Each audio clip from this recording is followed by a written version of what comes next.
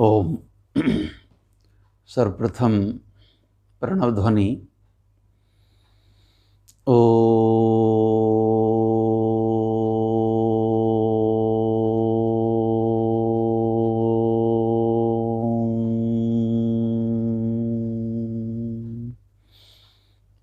प्रवर पुनीतात्माओं, वैदिक ज्ञान विमर्श के इस अभियान में आपका स्वागत है, अभिनंदन है। जीवन एक सरल पथ व्याख्यान माला का जो यह क्रम चल रहा है, उसका आज 16वां अंश अभिव्यक्ति पा रहा है। आज का विषय है मानसिक रोग और उनकी चिकित्सा। हम देखते हैं कि संसार में मनुष्य के व्यक्तित्व के दो रूप होते हैं, एक बाह्य व्यक्तित्व और दूसरा आंतरिक व्यक्तित्व। बाह्य व्यक्तित्व में व्यक्ति का बाह्य स्वरूप अभिव्यक्त होता है, उसका रंग रूप आकार प्रकार, उसकी कद काठी शक्ल सूरत वेशभूषा आदि उसमें सम्मिलित होते हैं। बाहर से देखने में व्यक्ति जो दिखता है वह उसका बाह्य व्यक्तित्व कहलाता है। और दूसरा होता है आंतरिक व्यक्तित्व। आंतरिक व्यक्तित्व में मनुष्य अपने व्यवहार से जो अपना स्वरूप प्रकट करता है, गुण अवगुण विशेषताएं आदि का सम्मिश्रित रूप जो व्यक्त होता है, उसे आंतरिक व्यक्तित्व कहते हैं। और वास्तविकता ये है कि आंतरिक व्यक्तित्व जिस व्यक्ति का महान होता है, वही वास्तव में आदर्श पुरुष होता है, अनुकरणीय होता है। ठीक इसी प्रकार मनुष्य के दो प्रकार के रोग समस्याएं होती हैं, जिन्हें आधि व्याधि नाम से पुकारा जाता है। आधि वे मानसिक रोग हैं जिनसे मनुष्य आमतौर पर ग्रस्त रहता है, और व्याधि शारीरिक रोगों को कहते हैं।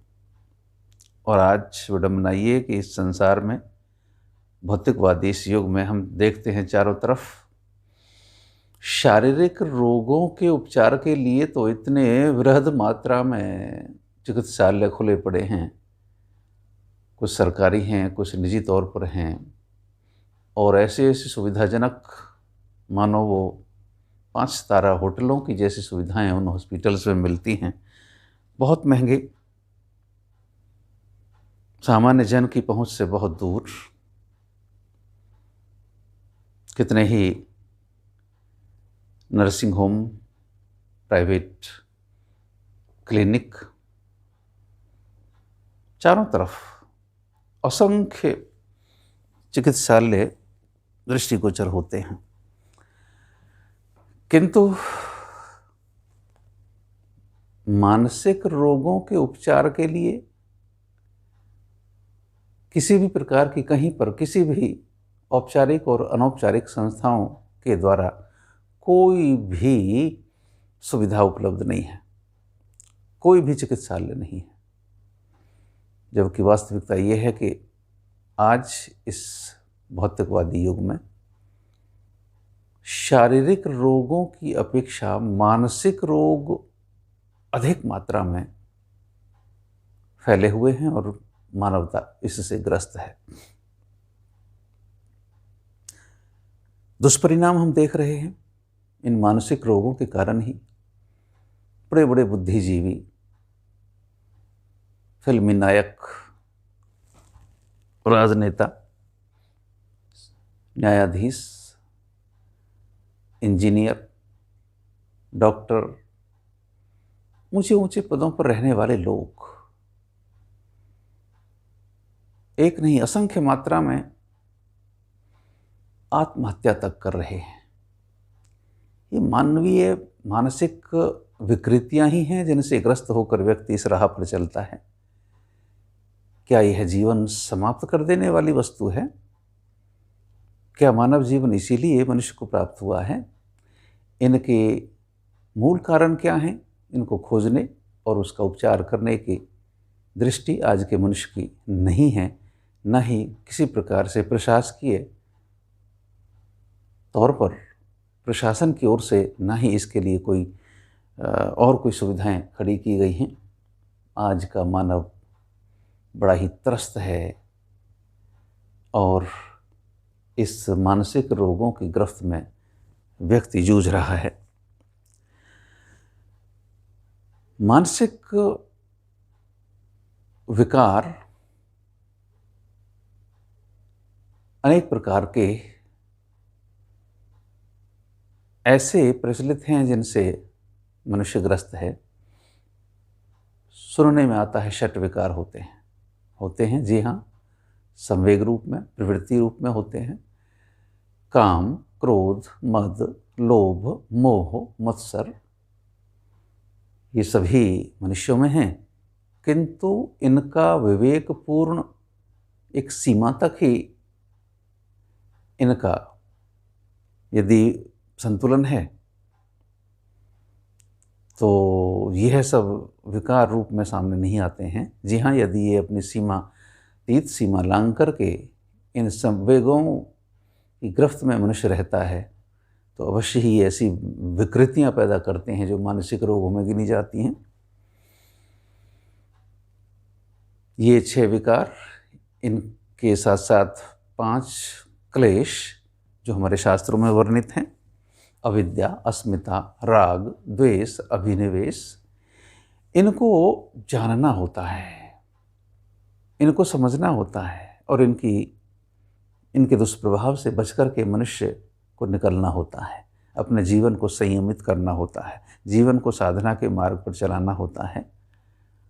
परंतु दुर्भाग्य ये है कि आज इस प्रकार के प्रशिक्षण के लिए कहीं पर भी कोई औपचारिक प्रबंध नहीं किए गए हैं और आज की मानवता सिसक रही है, करहा रही है और इस तरह के अविनाश के मार्ग पर दौड़ रही है। चारों तरफ भयंकर चीत्कार, हाहाकार, भ्रष्टाचार, किस प्रकार के दुर्व्यवहार, जीवन शैली इतनी विकृत हो गई है आज के मनुष्य की, वह अपने कर्तव्य को भूल गया है। उसे विवेक नहीं है क्या कर्तव्य है, क्या अकर्तव्य है, क्या धर्म है, क्या अधर्म है, क्या सत्य है, क्या असत्य है। इन बातों को जानने का उसे अवकाश नहीं है, ना ही विवेक है। यह सब मानसिक रोगों के अंतर्गत ही ये चीज़ें आती हैं यदि इनका ठीक से ज्ञान नहीं है, इनके विषय में पूर्णतया बोध नहीं है। और यही कारण है कि चारों तरफ आज समाज पतन के उस रास्ते पर आगे बढ़ा जा रहा है। निरंतर ऐसी घटनाएं हो रही हैं, आए दिन समाचार पत्रों और जो संचार के माध्यम हैं उनमें इसी प्रकार की घटनाएं, दुर्घटनाएं आज का मनुष्य देख रहा है और मानवता त्रस्त हो रही है। बड़ी हताशा, निराशा आ जाती है बुद्धिजीवियों के मन मस्तिष्क में और मनुष्य कह उठता है कि सब्र लुट गया, सरेआम स्वप्न बाकी है, अब तो शबनम की जगह भी तपन बाकी है, आज आंखें भी हैरत से हैं परेशान, इंसान लापता है, कफन बाकी है। ऐसी घोर निराशा, ऐसा घोर अवसाद मनुष्य को आ घेरता है और इन दुष्वृत्तियों के कारण आज का मनुष्य अपने मानवीय गुणों को तिलांजलि दे चुका है। मानवीय संबंधों, रिश्तों को मनुष्य छोड़ चुका है, उनका महत्व नहीं समझता है।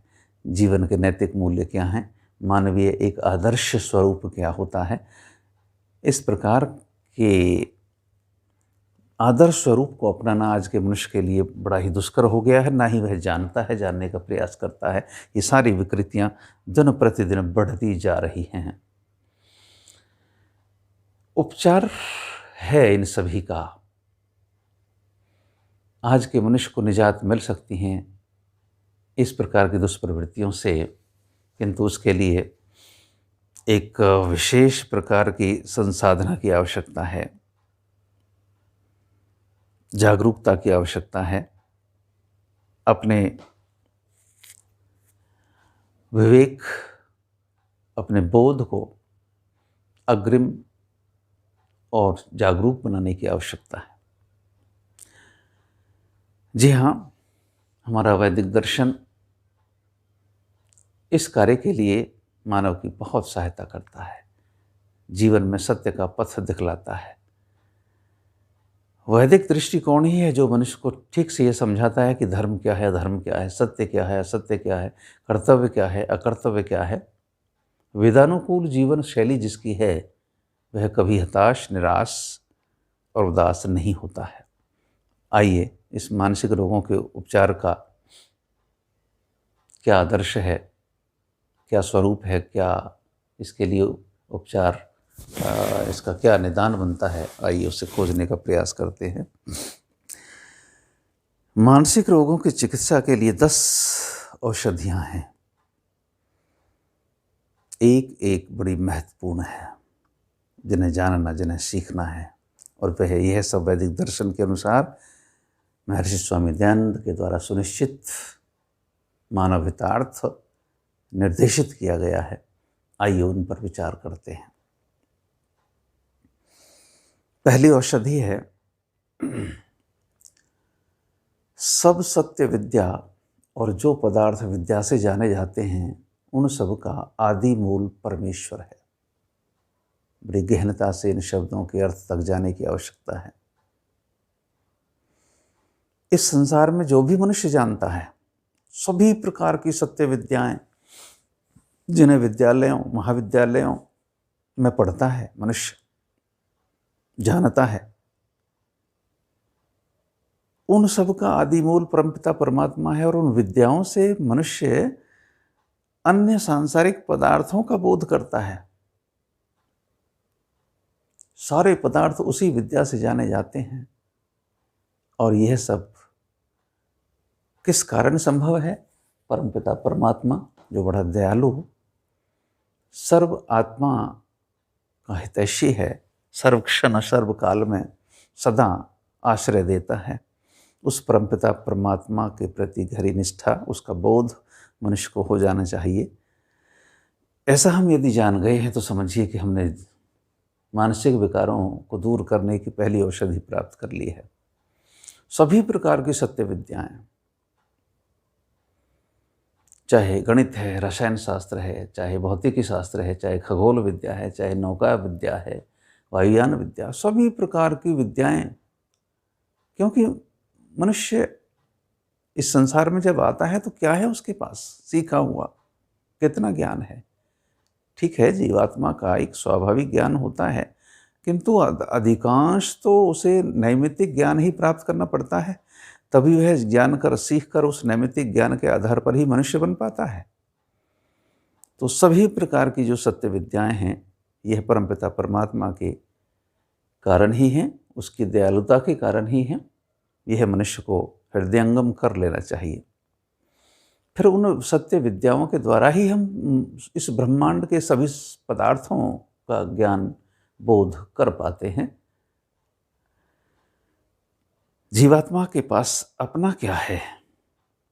यह शरीर ईश्वर द्वारा प्रदत्त है, ईश्वर के द्वारा रचा गया है।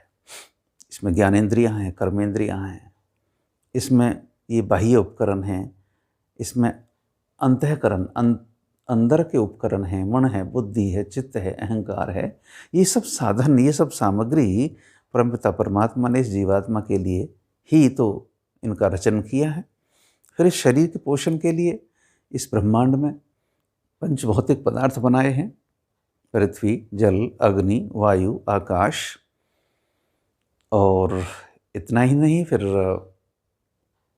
इस शरीर के पोषण के लिए इस पृथ्वी पर अनेक प्रकार के अन्न उत्पन्न किए हैं, अनेक प्रकार के फल पैदा किए हैं, दालें पैदा की हैं, तिलहन पैदा किया है, कितने प्रकार के अनाज, दलहन, तिलहन, कितने प्रकार के फल इस जीवात्मा के लिए उत्पन्न किए हैं। दूध का साधन उत्पन्न किया है, अनेक प्रकार के प्राणी निर्मित किए हैं। ये सब परमपिता परमात्मा की विशेष अनुकंपा ही है जीवात्माओं पर। इस पृथ्वी की कोख में कितने प्रकार की धातुएं हैं, खनिज हैं, जो इस प्राणियों के हित के लिए ही सब कुछ ईश्वर ने संचित किए हैं। सीधा सीधा अभिप्राय ये है कि जीवात्मा के जीवन यापन के लिए ईश्वर ने ही सब संसाधन जुटाए हैं, उसे ज्ञान प्रदान किया है। सृष्टि के प्रारंभ में चारों वेदों का ज्ञान इस मनुष्य के हितार्थ ही ईश्वर ने प्रदान किया है। तो परमपिता परमात्मा की इस भूमिका को इस मनुष्य को समझ लेना चाहिए। वह हमारा पिता है, वह हमारी माता है, ईश्वर हमारा गुरु है, वह हमारा संरक्षक है, पोषक है, हमारा रचयिता है। ईश्वर हमारा उपास्य है, हम उपासक हैं। ईश्वर हमारा सेव्य है, हम सेवक हैं। ईश्वर हमारा आधार है, हम आधेय हैं। ईश्वर हमारा राजा है, हम प्रजा हैं, हम उसकी संतान हैं। परमपिता परमात्मा के इस अनुग्रह को, इन कृपाओं को हमें समझ लेना होता है। ऐसा हम जानेंगे, समझेंगे तो बहुत बड़ा एक तोष हमें प्राप्त होगा और हम अपनी मानसिक विकृतियों से बच सकेंगे। यह पहली औषध, पहली दवा हमें ग्रहण कर लेनी चाहिए। अपने हृदय में इस बात की अवधारणा निश्चित कर लेनी चाहिए कि जो कुछ है सब परमपिता परमात्मा का है। जो कुछ दृश्य संसार है, परमपिता परमात्मा ने ही इसका सृजन किया है और इन जीवात्माओं के लिए ही संसार का निर्माण किया है। दो ही उद्देश्य हैं संसार के सृजन के, कि ये जीवात्मा अपने पूर्व जन्मों के कर्मों का फल प्राप्त कर सके और भविष्य के लिए अपने श्रेष्ठ कर्म कर सके, ताकि धीरे धीरे चलते चलते इसका आगे मोक्ष इसे प्राप्त हो सके, मुक्ति का परम आनंद इस जीवात्मा को प्राप्त हो सके। इन्हीं दो उद्देश्यों को लेकर के परमपिता परमात्मा ने सारे संसार की सृजना की है। ईश्वर के इस अवदान को, इस महत्व को, ईश्वर के इन उपकारों को हमें हृदय से स्वीकार करना चाहिए और नतमस्तक होना चाहिए, कृतज्ञ होना चाहिए उस परमपिता परमात्मा का। ऐसा हम जान लेंगे तो फिर हम भटकेंगे नहीं। ऐसा हम हृदय में स्वीकार कर लेंगे तो फिर हम किसी भी परिस्थिति और दशा में अवसादग्रस्त नहीं होंगे। और जिस तरह आज की मानवता निरंतर अंधी बहरी गूंगी होकर बढ़ी जा रही है अपने विनाश की तरफ, यह सब नहीं हो सकेगा। दरअसल वास्तविकता यह है कि हमारे जीवन से परमपिता परमात्मा की अवस्थिति गायब हो गई है, हमारी निष्ठा विद्रूप हो गई है। अधिकांश में इस विश्व में इस तरह के लोग हैं, कम से कम 50% तो होंगे ही जो ईश्वर को न मानते हैं न जानते हैं। उनके जीवन में ईश्वर नाम की कोई सत्ता नहीं है।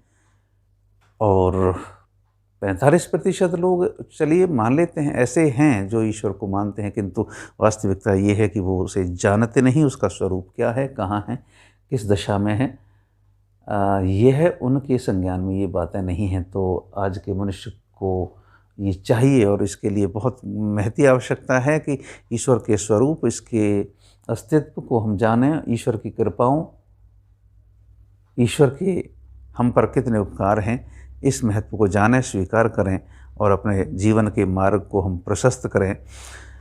ये मानसिक विकार की, मानसिक दोषों की, मानसिक रोगों की यह पहली औषधि है।